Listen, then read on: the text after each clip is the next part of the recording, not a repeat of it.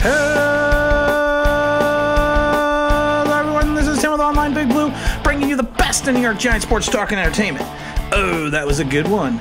I wasn't going to do a second video today, but I'm loaded up on BCBA powder. I'm getting ready to head into the gym, and I thought maybe, I want to talk about Sunday's game from the perspective of what went well, and also including some things that went poorly. I think some people misunderstood my Daniel Jones video in reference to him red striping. But you know what? You have to be honest, guys. Daniel Jones is locking onto his primary target. You can't tell me it's because he thinks he's got a poor offensive line.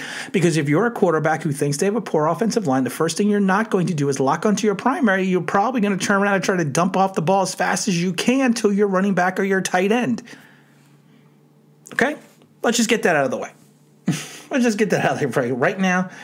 I think Daniel Jones' problems go deeper. I don't think it's because he's lacked in preseason, because of the fact that, this is the fourth game of the season. This is not the second. This is not the third. He has steadily gotten worse week by week. It's not like he's progressing the other way. So we kind of have to just figure out what Daniel Jones' issues are and help him to not – and even, like I said, even the announcers said it yesterday. You could see the Rams were watching Daniel Jones and keying to where he was going to throw the ball, because he was not looking off his primary receiver. And if your offensive line is so bad, you're not going to wait till your primary receivers gets 10, 12 yards down the field. You're not going to have time. But that's neither here nor there. Let's talk about the Rams game. There were some good things and there were some bad things. Starting with the good, Ryan Lewis. Ryan Lewis, replaced Isaac Yiadom and played extremely well. He really did. He looked like an NFL cornerback alongside James Bradberry. And we're hoping that Isaac Yiadom is going to take the $17 I offered him and get a bus ticket and go someplace else. So will he have as good a game against the Cowboys? I don't know, because the receivers for the Rams are good. They're not great. They're more above average. They're going to be going up against a different force in reference to the Cowboys receivers. Now, the Cowboys defense hasn't been able to stop anyone. And what scares me is this could be a get-right game for the Cowboy defense against the Giants offense. So, we're not going to talk about that yet. But he actually played extremely well. That is Ryan Lewis. Adrian Colbert has been looking good in the free safety position. He got hurt. He went out with a neck injury, but he looked well. And it's funny that on the big touchdown, there seemed to have been miscommunication between James Bradberry and Julian Love, and Julian Love was filling in for Colbert. So, that's something. That's a situation we need to monitor. I think that's very interesting. I love the fact that the Giants went to more of a four-man front, and we got to see Austin Johnson, Dalvin Tomlinson, Dexter Lawrence, and Leonard Williams all on the field together. They clearly got away from that damn amoeba shit. So I was happy to see that. We did a video saying that we need to get all these four guys on the field at the same time on multiple downs, because I think the line like that, yes, does need to be rotated out on situations, but a line like that could potentially be a 3-down line. And we'll get into that one week. We'll get into that later in the week. So I have a video idea. I want to talk about that. So that went, that went extremely well. We have to be thankful, though, that also right now we're playing in the NFC East. I think that one win right now is leading the division. So, you know what? We're one game away.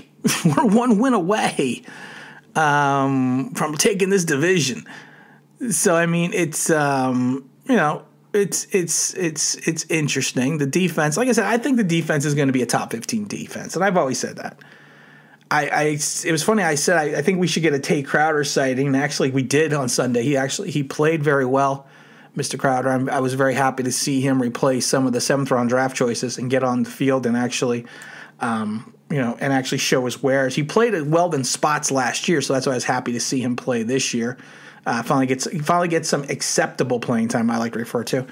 And I think he's athletic enough to play alongside Blake Martinez. And let's say Blake Martinez is just a beast. Like I said, I predicted and said they would sign Blake Martinez. I was worried, though, and you can go back and listen to the videos, I was worried that he was not a 3-down linebacker. His sideline abilities and his speed is wow. I mean, I was shocked. I have been shocked by it week by week by week. He had the one play, coming up on the tight end when he was like 7 yards away. And I didn't think anyone was around, and he closed so quickly and made that tackle. I was like, wow. We have not seen an athletic linebacker like that in years. So my hat's always off to Blake Martinez. Same with James Bradbury, except for the touchdown, but that's not all completely his fault. And like I said, if we get back to basics with defense, play more of a 4-man front, remove people like Devontae Downs. He's not ready to start yet. You get into people like with Tay Crowder and play to our strengths. We are top 15 defense. Plain and simple. I'm not saying we're top 10, but we are top 15 defense. The offense showed some life on the run. Our buddy Andrew Thomas, boy, this is going to be an ugly game for Andrew. He had a bad first half, and there's no way around it. And I can't wait for Pro Football Focus to come out and say, he was a 46.9 rating. Pro Football Focus, they need to go F themselves. They're such a fucking joke. Because they don't know anything. And like I said, you can go back and listen to videos why I don't think they know anything. But one day we'll do a video again. He had a rough first half, Thomas. But you know what? He played better in the second half. They opened the whole line opened up holes in the second half for the running game. So that's what we have to look at as a positive. Matt Perrette actually got into the game in the second quarter for his replacement from Cam Fleming. He didn't play beyond it, but he did get his feet wet again. The only thing about Andrew Thomas, though, that I want to talk about briefly is we did a video not too long ago that said that Nate Solder, while, yes, he has been bad, some of his issues may have been for that he was covering in certain regards for Will Hernandez. And Will Hernandez has still been awful this year, and I think some of those issues that were being blamed Nate Solder were issues that Hernandez were having, and I think those same issues are now happening to Andrew Thomas. And but we'll do a whole video on that, within the next week or so. Offense, I mean, the line was bad early. They gelled later. It's still not great, but they, like I said, they were more than serviceable to get the ball downfield. The wide receivers need to figure it out. I mean, Golden Tate needs to figure it out. I'm tired of seeing the 7-8 yard catch for Tate. Darius Slayton, I've said this before, guys. We have to wait with Darius and be concerned because of the fact that, yes, he has the big play capability, but more and more teams are getting film on him, and once they have film on, he needs to make the internal adjustments to make sure that he is still competitive and successful in this league, and that's all we have to worry about with Darius. Evan Ingram actually held on to the ball, dropped a couple, but held on to the ball. Running backs, Devontae Freeman, like I said, my whole philosophy was just pound the ball at Aaron Donald. That's what they seemed to do later in the second half, which seemed to work.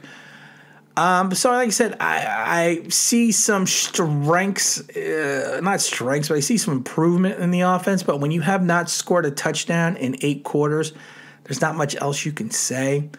Daniel Jones, we're not going to keep harping on the poor kid.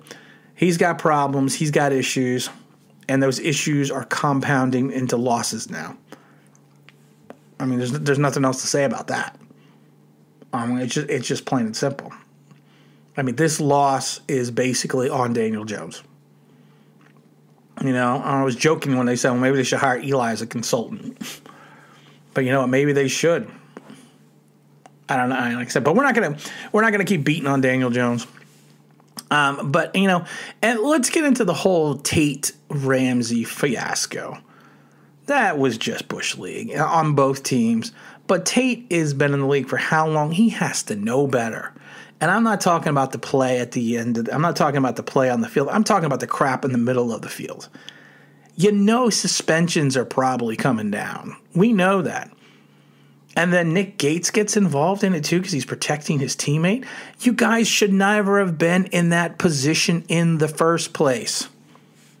You're 0-4. Get off the field. Don't start fights in the middle of the field, please. it doesn't look good. It's not a good optic for the Giants or the NFL or the way that Joe Judge is managing his players. I blame this on Tate, I blame it on Gates, and I blame it on Judge. And if you know that there is an issue between two players because of all these personal problems, as the head coach, you should make sure someone is shadowing Golden Tate to make sure that this is not going to spill over. That's all I'm going to say about that. Like I said, there were some good things. We had some bad things. It was a better game. Offense was still a terrible game when you only scored 9 points again. I'm so happy for Mr. Gano. I'm so happy we signed him because without him, we wouldn't even have 18 points in the last 2 weeks. I think this is a build-on game. I don't think it's I had us projected to win this game next week, but I'm not sure that's even good. I'm not sure that's going to happen right now. But like I said, to me, this is a build-on game. This is an opportunity for the Giants to put some stuff together and kind of go from there. And we can only hope that we progress to the next level. The defense continues to play well. This is going to be a big test for the Giants defense because they have not really faced wide receivers like we are going to face now. So, I mean, the Cooper and Lamb and the Gallup and whoever, the tight end, they're actually playing well. So, the Cowboys are putting up buckets of points. So let's hope that I don't want to shoot out. I don't want a track show here. I don't want any track races. I just want the Giants to play well and for us to get a win. And again, this is Tim with Online Big Blue, bringing you the best in New York Giants sports talk and entertainment. And as always, if you could like, if you could subscribe, if you could ring that bell, I think you know what that means. That'd be awesome.